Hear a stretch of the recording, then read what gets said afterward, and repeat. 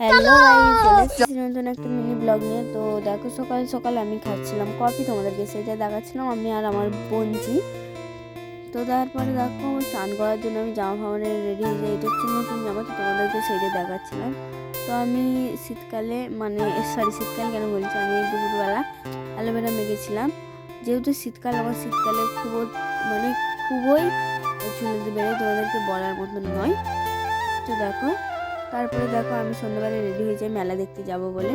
তো আমাদের এখানে বাক্সি বলে একটা জায়গা আছে, কে কে চেনো সেখানে কমেন্ট করো।